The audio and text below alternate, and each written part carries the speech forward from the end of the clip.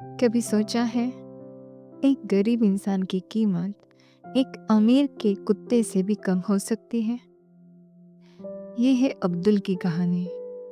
पढ़ा लिखा नहीं है, काम की तलाश में शहर आया था, लेकिन किसी ने मौका नहीं दिया। मजबूरी में अमीर साहब के कुत्तों की देखभाल करने लगा। पर एक दिन एक हादसे ने उसकी जिंदगी पलट दी। कुत्ते के काटने के बाद इंसाफ किसे मिला, कुत्ते को या अब्दुल को? आइए सुनते हैं आज की कहानी, जिसका नाम है अपराधी। अब्दुल की बाह से लगातार खून बहकर उसके हाथों तक पहुंच चुका था और वह आश्चर्यचकित सा फर्राटे से जाती हुई साहब की गाड़ी को घूर रहा था। आज से लगभग एक वर्ष पूर्व नौकरी की खोज में वह गांव से शहर आया था। अनपढ़ होने के कारण कोई भी काम नहीं मिला।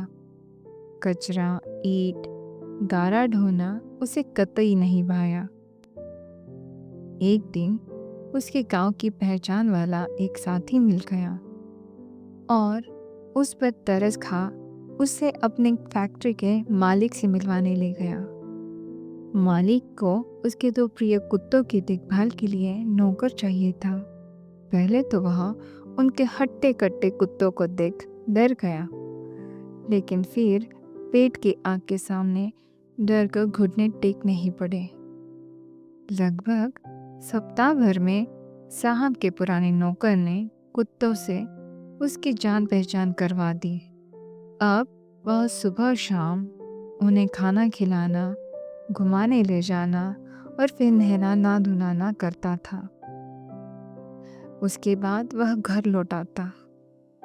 बढ़िया खुराक और देखभाल के चलते कुत्ते हट्टे कट्टे हो जा रहे थे और अब्दुल उनके साथ भाग भाग कर और भी दुबला पतला हो गया।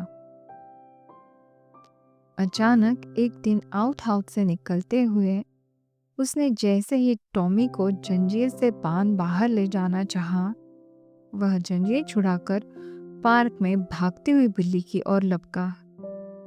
बिल्ली तो भाग गई, लेकिन टॉमी गुस्से से गुर्राता रहा और अब्दुल की छाती पर चढ़ गया।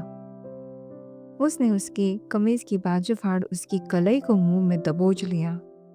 आत्मरक्षा में उसने बगीचे पर पड़े खुरपे से उस पर वार किया। टॉमी के कान के पास चोट लगी और वह के करता हुआ पूरे बगीचे में भागने लगा।